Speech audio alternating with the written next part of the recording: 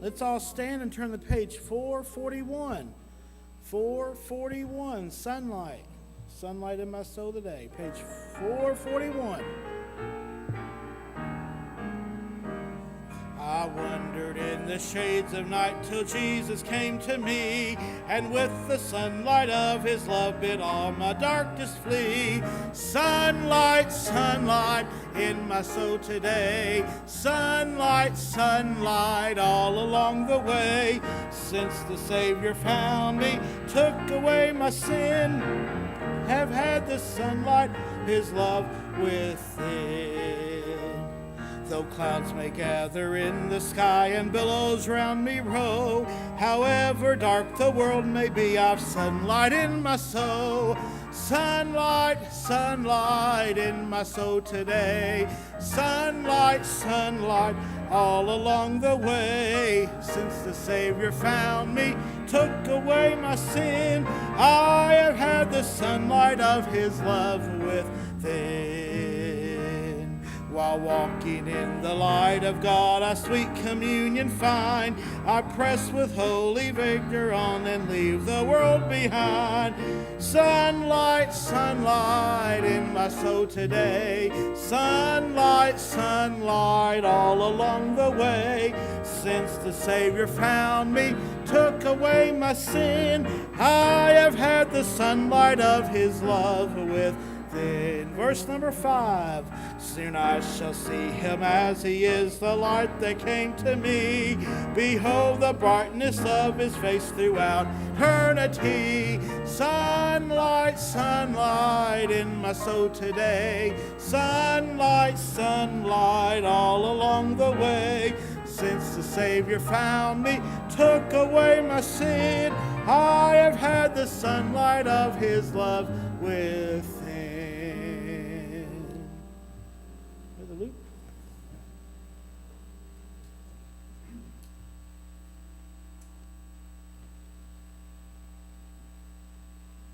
All right, good to see you all out. I just want to say, Aaron and I are running things tonight. Are you scared? You probably should be. Yeah, we coordinated, so. Anyway, welcome to Wednesday night prayer meeting. Good to see everybody out. I just want to praise God for a good camp meeting week. God did some stuff for me, and it was just a good week. So, anyway, I don't know if you noticed, but Brother Bill's not with us. He's, I don't know if he backslid or. No, he, if you don't know, he took a trip up to Michigan to see his aunt, correct? And figured he probably wouldn't be back, so that's why he's not here. So we'll pray for him, won't we? Anyway, let's just pray real quick to get everything kicked off. Heavenly Father, Lord, we thank you just for the opportunity to meet in your house, Lord. Always glad that I came. I pray that you'd meet with us tonight. I pray that you'd be with the teachers downstairs. I just pray that everything that's done tonight, Father, would uplift and glorify you, the singing and whatever's said and done, Lord. We love you, we thank you, and praise you. In Jesus' name, amen. Let's remain standing and turn over to page number 249. 249. He's a brave soul leaving me and you here. So, 249.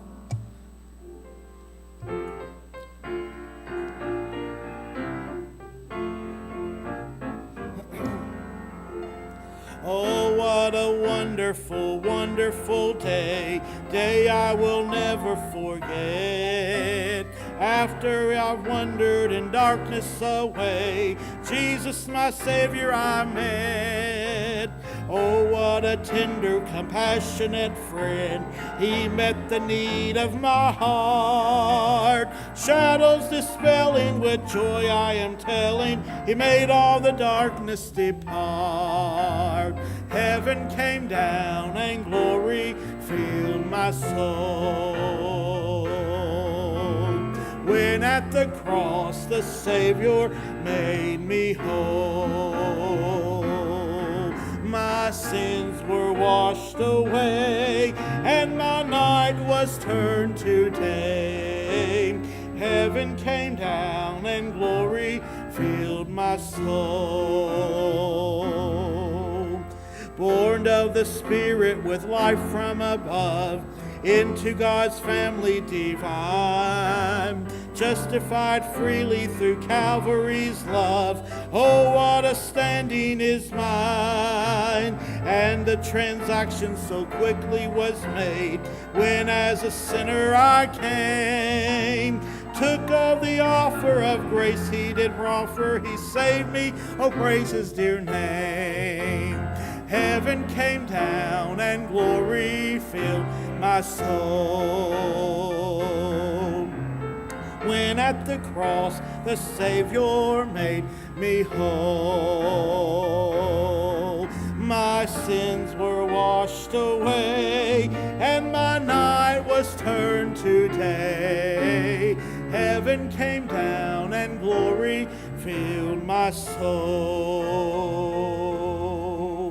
Now I've a hope that will surely endure after the passing of time.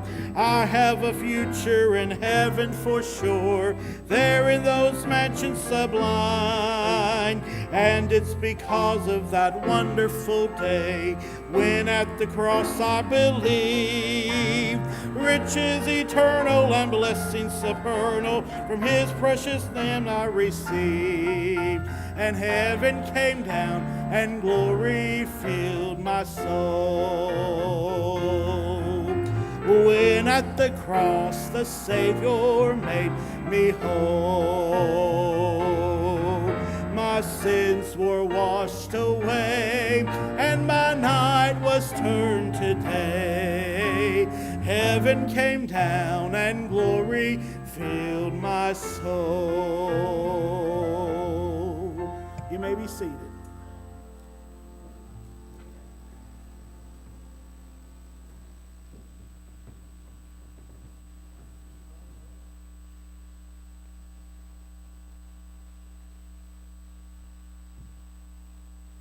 As long as nobody makes any like Jimmy Swaggart comments or anything, I think we'll be okay. All right, we're going to take up prayer and requests. Before I ask for any, I've got a raft of them myself, which is atypical. But first off, I think I'd like to gather a group of holy men and just have them lay hands on my truck. And I think if I were to reference something, whatever's wrong with it, I think that this kind only cometh out by prayer and fasting. But anyway, we're trying to track down what's wrong with it. I'm borrowing somebody's car, and it's a nightmare. So if you think of it, pray that I get that ironed out. And then we have cousins by marriage. They had an accident the day before yesterday, and you say 4-year-old child lost their life. So pray for the family. They're Christians, but they just need a lot of prayer and stuff like that. I can't even imagine. Winters is their last name? Yeah.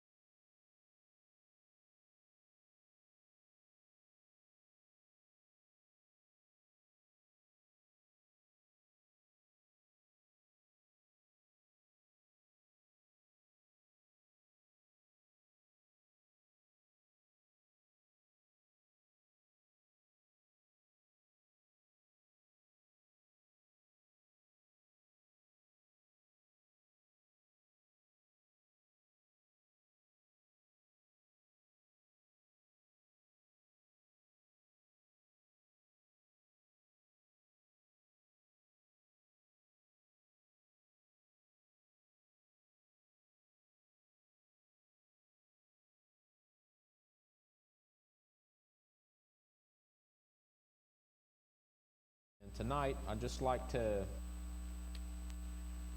this kind of came out of a couple of things that were said at camp meeting. And the first thing that started me thinking about this passage in John 11 was something that Brother Sexton's father-in-law said, and it was just kind of a throwaway line on his part, but it really got me thinking about it. And then one of the times that Brother Rogers preached, he talked about Lazarus being raised, and just a superb message. He always delivers. And then Pastor Bill has been going through miracles, and there are a lot of miracles in the book of John. So I don't want to focus so much on the miracle of raising of Lazarus, but there are some things that happened prior to that I just want to kind of bring out with this. So we're going to do that, and let me pray real quick. Heavenly Father, Lord, I pray, Father, that you just meet with us tonight, Lord. Help me, Lord, forgive me of sin and cleanse me and make me a vessel meet for your use. I pray that what's said would be a blessing, be understandable, and beneficial for the folks here, and I pray that it brings you honor and glory. In Jesus' name, amen. So John 10, we'll read a little bit, 11. We'll read a little bit, and then I'm just going to point out some things to you, and hopefully it'll be a blessing.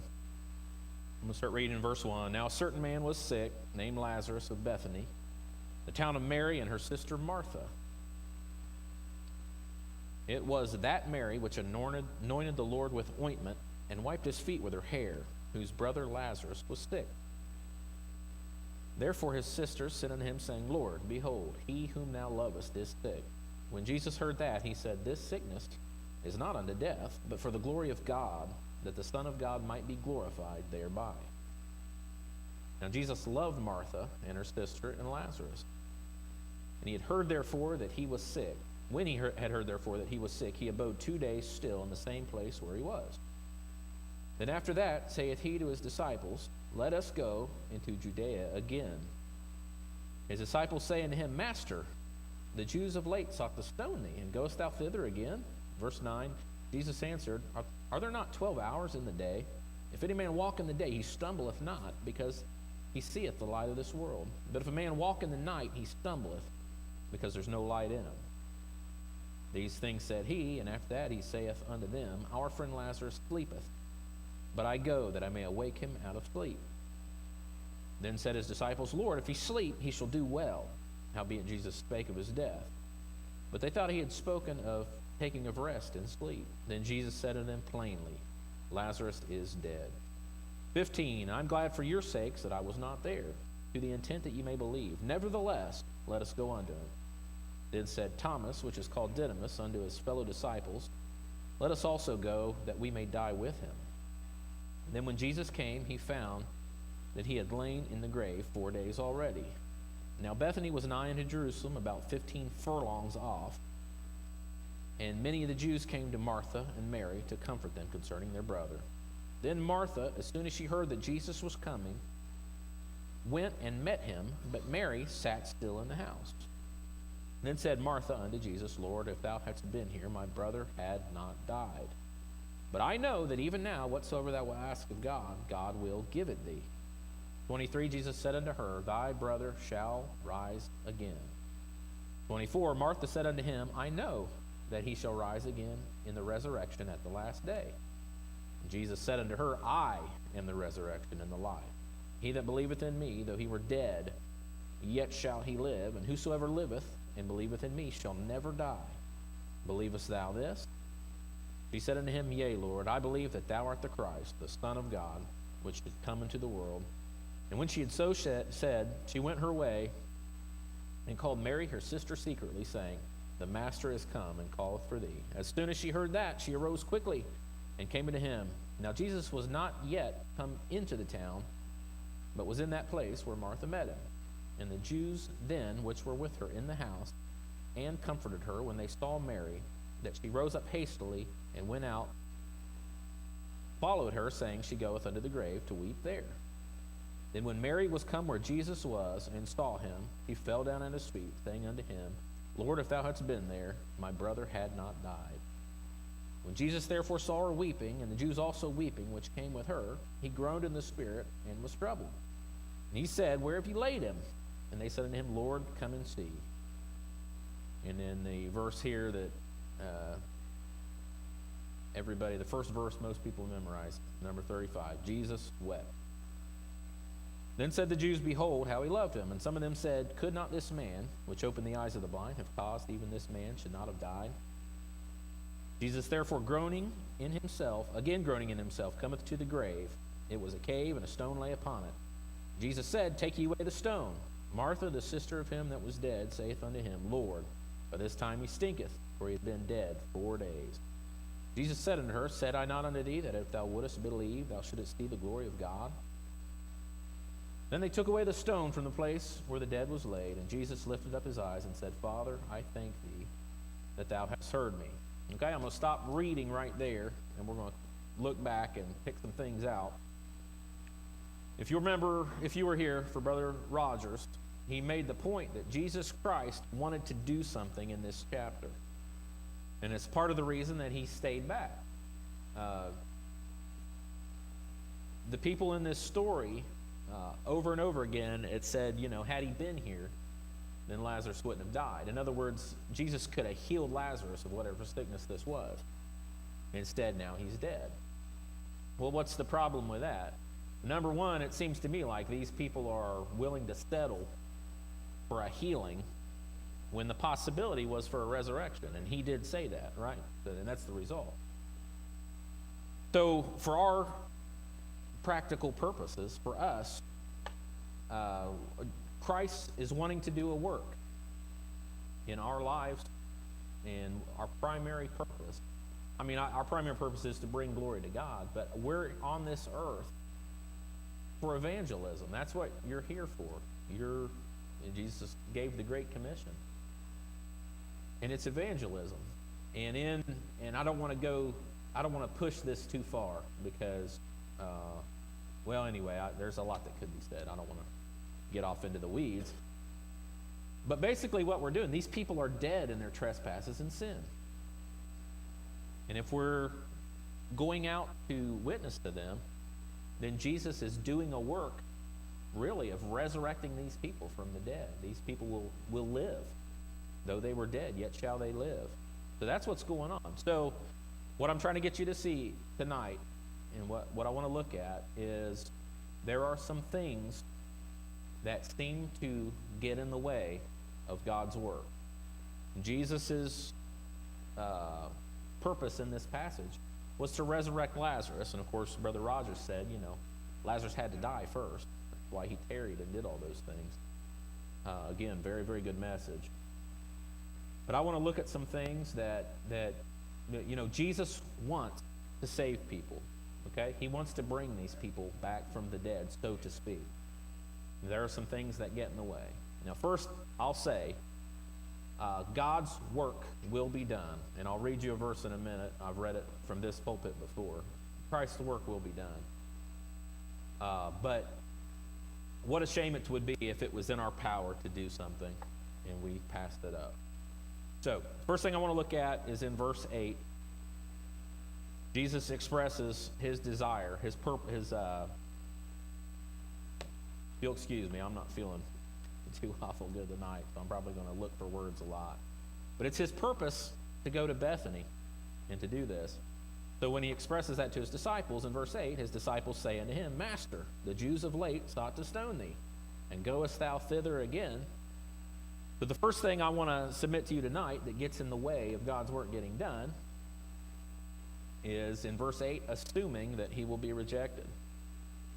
Okay, so how many times in this, a couple of these hit me between the eyes, so don't feel like I'm preaching down to you. There are some things here that I really struggle with, so hopefully getting up and saying it in front of people will help. But I did a couple of job interviews where it was a sales position. I just don't think that I could be a salesman. I don't think anything that I have, a lot of times, we had a guy, and I worked at a Ford dealership, and he was a Christian. And he came in at the bottom of the sales list every month. And the reason was he would not lie.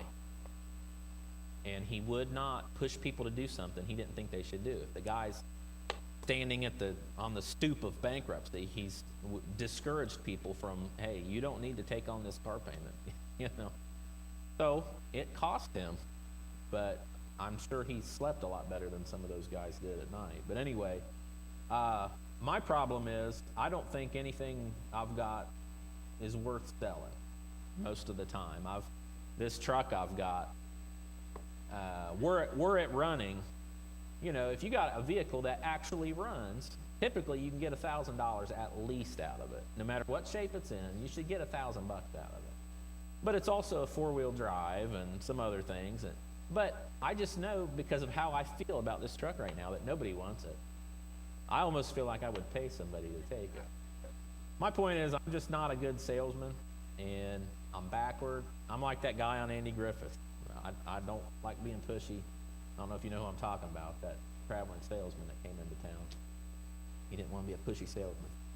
But anyway, what I tell myself when faced with a situation where I should be opening my mouth, the first thing that pops into my head is, oh, they don't want to hear that. They don't want to hear the gospel. They don't want that. If they wanted Jesus, everybody knows who Jesus is. Well, nowadays, not everybody knows who Jesus is. And, some of the times that I have opened my mouth and just not even gave a full witness, but just said something, I've had the people come back and tell me what impression it made on them, and you just never know.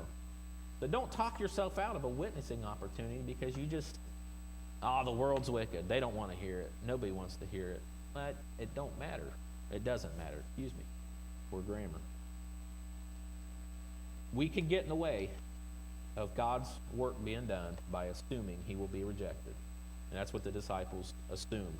Hey, they stoned you last time, or they were nigh unto, or what does it say there? They sought to stone me, and you're going to go back there. Well, I mean, come on. Anyway, he's Jesus. He's not too worried about being stoned. He's going to give his life at some point. All right, next one. Read verse 9 with me. Jesus answered, are there not 12 hours in the day? If any man walk in the day, he stumbleth not, because he seeth the light of this world. But if a man walk in the night, he stumbleth, because there's no light in him. And I'm going to say this is not trusting what he said. Okay, these guys, Jesus answered, are not there 12 hours in one day. What he's talking about here is you have the light of the world with you. He's with you.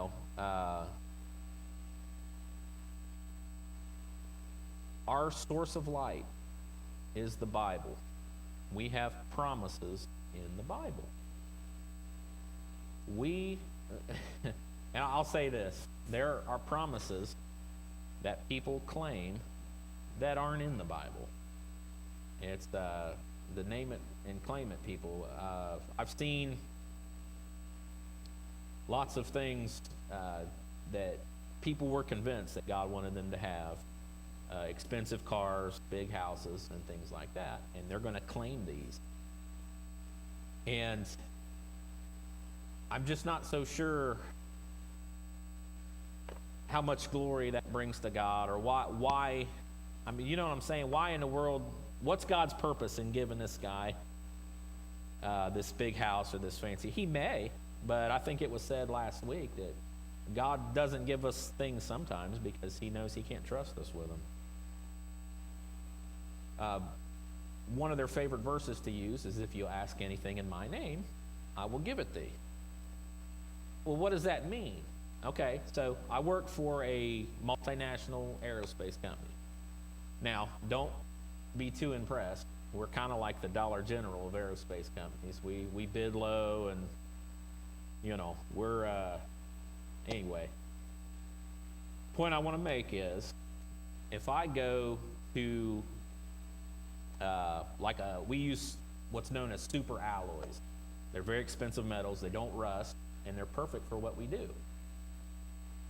So if I go to some place that has these, there's a place right next to where my work is.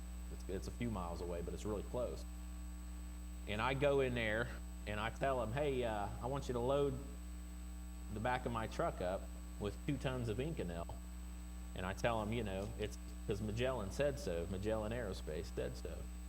That's me saying, do this in their name. The problem is they didn't send me to there to get this.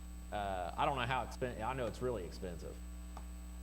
They didn't send me over there to have that loaded into my truck. These guys are going to get the idea. He's headed to Cohen Brothers or whoever next to cash this stuff in. They're going, no. So I did not get sent in their name. What I'm trying to say is people are asking for things under the authority of Christ that he didn't give them the authority to ask for. I guess what I'll say is prayer a lot of times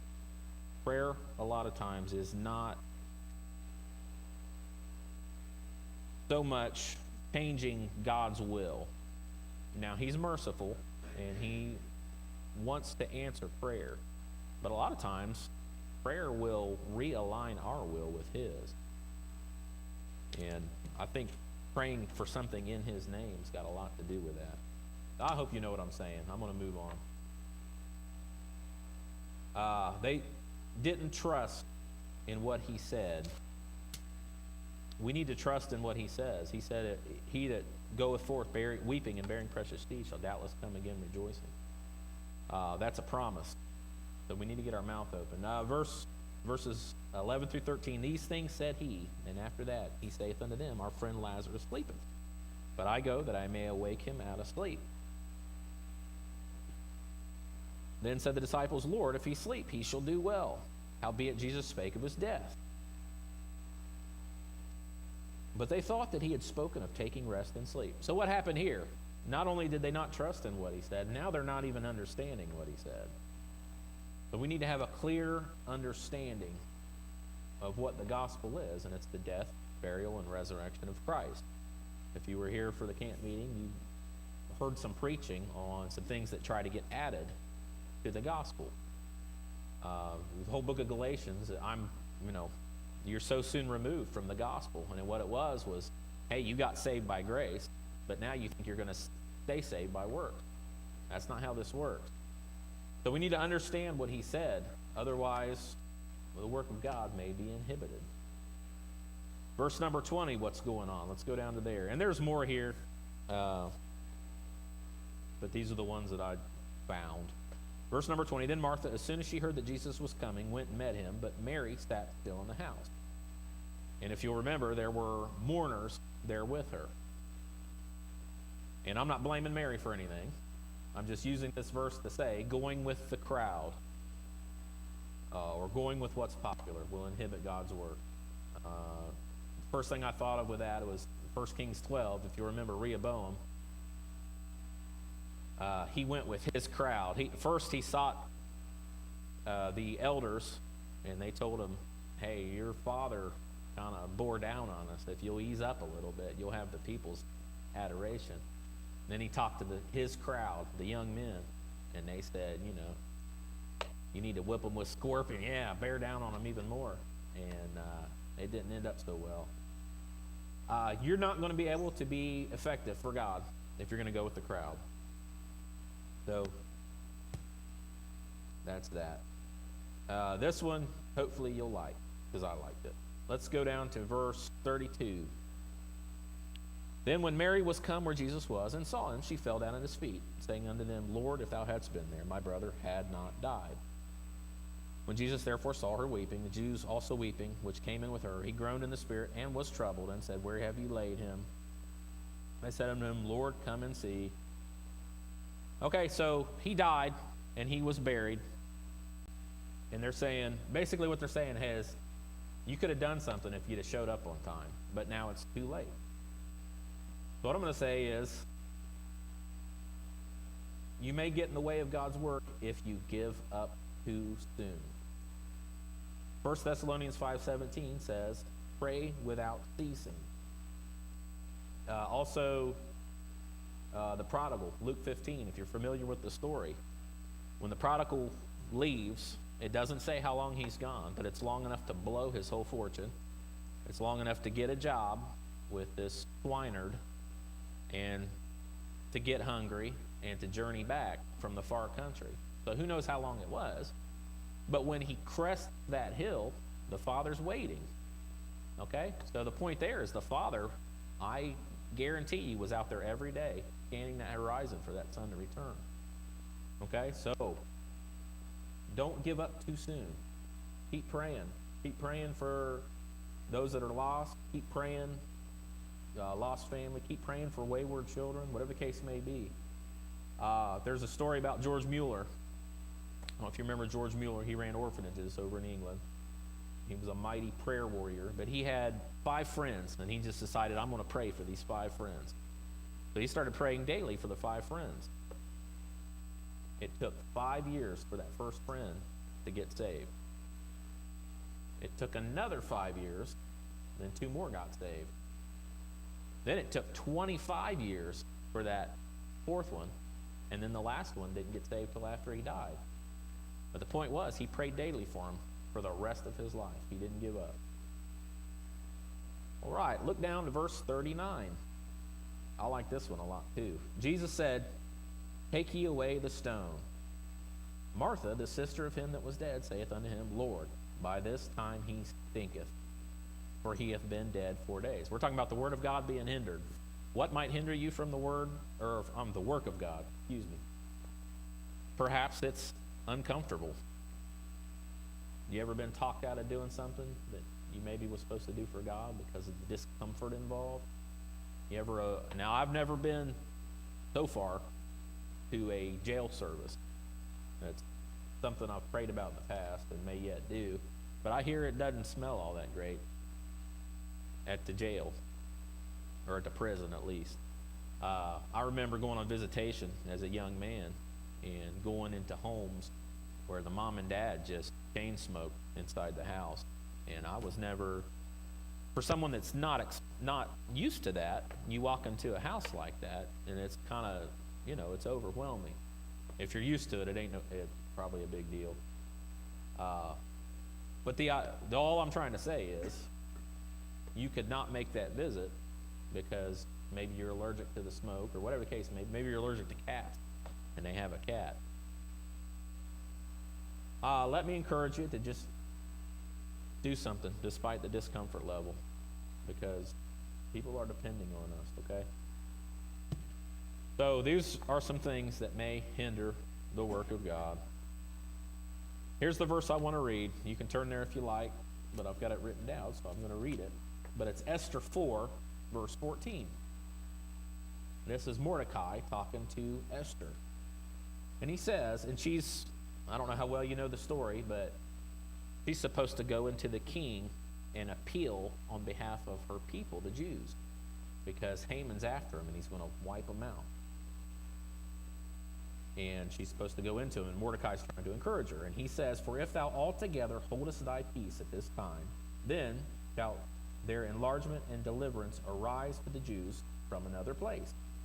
But thou and thy father's house shall be destroyed, and who knoweth whether thou art come to the kingdom for such a time as this? My point in reading that verse is, God's will was going to be done.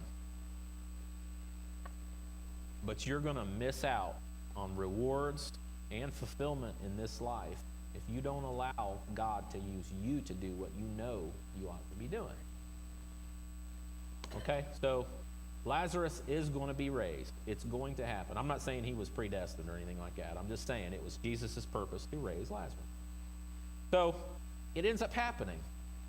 So what I want to say is, things started to change. There's all these things in the way. People's unbelief, people's doubt, the disciples just trying to discourage Jesus. Hey, you don't want to go and get stoned. All these things were standing in the way of Jesus doing his work. But at some point, things began to change. So if you'll go down to verse 40 with me.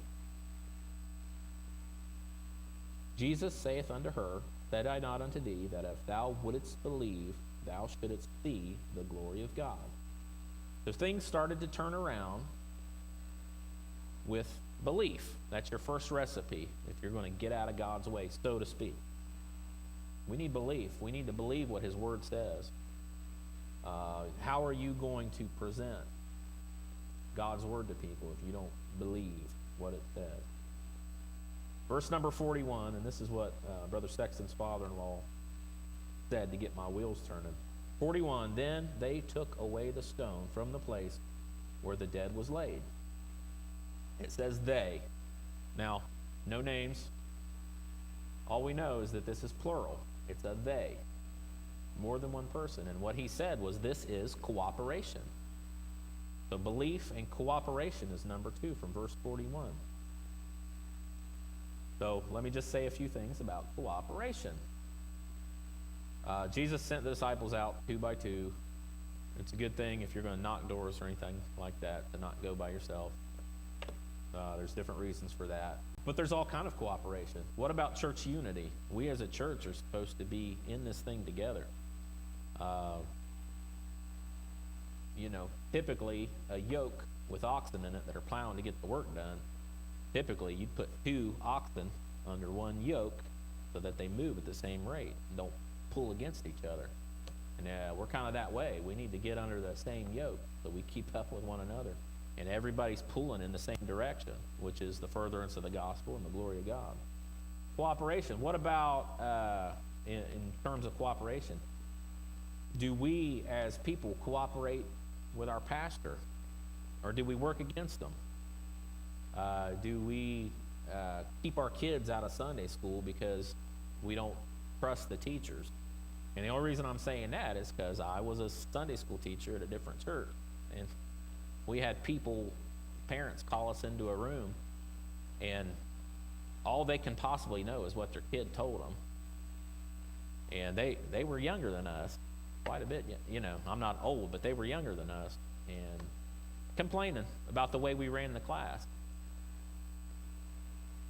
I've made it, and I'm not saying I'm righteous or anything. That's not what I'm saying. I'm just saying if I trust those people enough to leave my kid in a room with them for an hour, then I need to support them as an authority figure to my children. I need to cooperate with people that are trying to teach my kid the Word of God.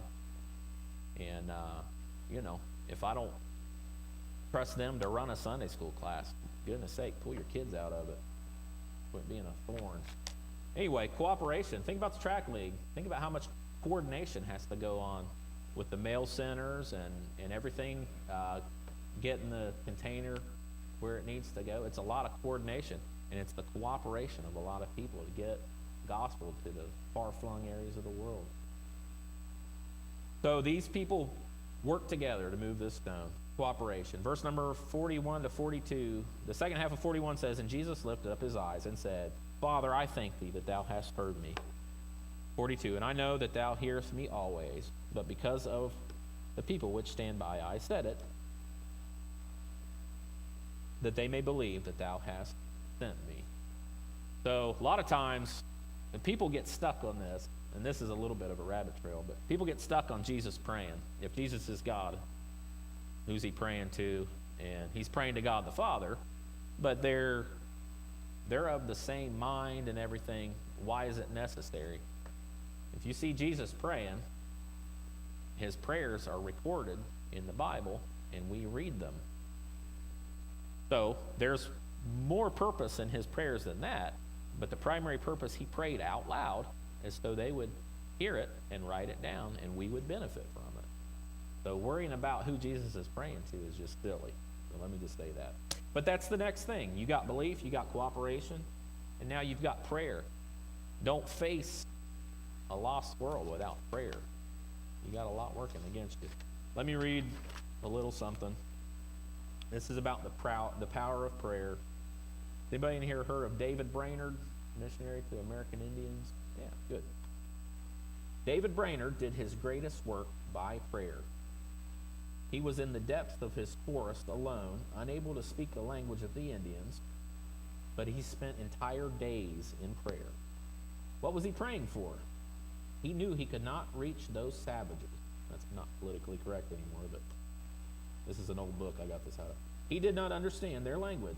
If he wanted to speak at all, he must find someone that would vaguely, at least, interpret his thought. Therefore, he knew that anything he might do must be absolutely dependent on the power of God. So he spent whole days praying simply that the power of the Holy Ghost might come upon him, so unmistakably that these people should not be able to stand before him. How did the answer come? Once he preached through a drunken interpreter, a man so intoxicated that he could hardly stand up. It was the best he could do. It was all he could find. Yet scores were converted through that sermon. We cannot account for this, only that it was the tremendous power of God behind Brother Brainerd. And then again, this continued on. After he was dead, David Brainerd, William Carey read his life story and went to India. Robert McShane read his diary and went to the Jews. A man named Henry Martin read his journal and went to India. The hidden life in communion with God and trying to reach the source of power is the life that moves the world. And that was by a man named S.D. Gordon. I don't really know who he is, but that was a blessing to me. That's the power of prayer. I have spent a lot of time studying something called apologetic. And if you don't know what that is, I think defending is probably the wrong word, but apologetics comes in when, like creation science is an apologetics ministry. You're trying to convince people, if they need convinced, that evolution is wrong, that creation is right. That's apologetic. Now, these things, in my opinion, are secondary to the gospel. People need the gospel. But I was always worried about having the right words to say. And if you're not careful, you'll not open your mouth because you think you don't have the right words to say. People need the gospel. They don't need an answer for every question. Okay? So let me encourage you there. One last thing, verse number 44. We're doing really good on time. 44. And he that was dead came forth, bound hand and foot with grave clothes, and his face was bound about with a napkin. And Jesus saith unto them, I'm assuming the same guys that rolled the stone away, loose him and let him go. What I want to liken this to, whether you think I'm exegeting this properly or not, is in my opinion, discipleship. This guy was resurrected. He's been resurrected now, but he's bound. Okay? Jesus wanted them to take off. He wanted them to loose them before they let him go. Okay? So my point with this is, don't stop at evangelism. We have a young man that's been coming. I don't know if you've seen him, but he's been coming around, and he's new to this whole thing. And we came in one day during the camp meeting before the morning service got started, and there was nobody in this sanctuary but him and Brother Powell, JJ. And he's up here just talking to him about kind of the first steps and stuff. And that was a blessing to me. I don't know who it was. If it was Brother DeLang, it seems like to me, read the thing that said, if you're getting people saved and then just leaving them, you're only doing half the job. Okay? We can't get them to the point of Jesus Christ bringing them to life and then leaving them bound in whatever. It could be false ideas about religion.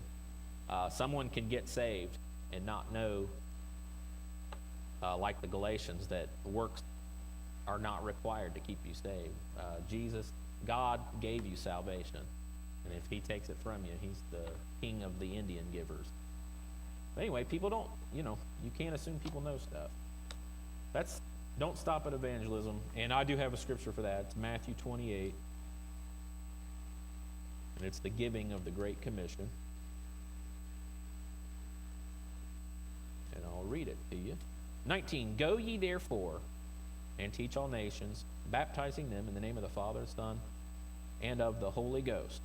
Is that the end of that? No, there's a verse 20. It says, teaching them to observe all things whatsoever I have commanded you, and lo, I am with you always. So it didn't just stop with going out and preaching the gospel. We're to be taught to observe. Okay, that's evangelism. Okay, that's what I've got for you. Some stuff that can hinder, and then some stuff that can help. Simple, maybe, but I think it's true. And then I just want to point out one thing.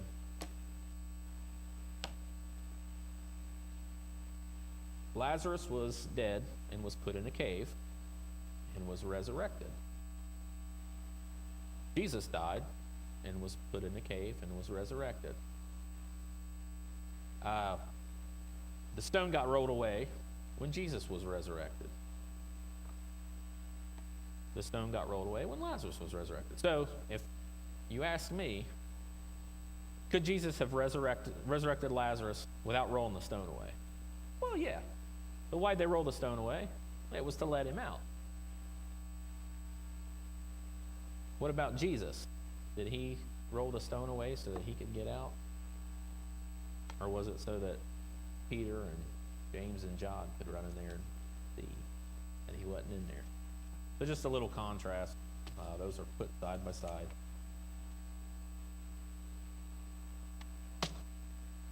That is the end of my note. Just want to encourage you to, and myself, like I said, I struggle with thinking people don't want what I've got. I come up with reasons not to say things. We shouldn't be that way. We need to get our mouth up. And I was really inspired by you guys, Darren Barnett, the outdoor ministry guy. That fella is a go-getter. We went out to eat one of the days of the camp meeting. He went with us to the Mexican restaurant, and on the way in, he's just handing everybody in the world a tract. I appreciate guys like that, because I'm so backward with a lot of stuff. So if you're like me, just be encouraged. And we've been given a task to do, and it doesn't say you get out of it if you're timid. At least I didn't find that anywhere. All right, we're going to offer up prayer for these requests. So if you would, pray with me. Heavenly Father,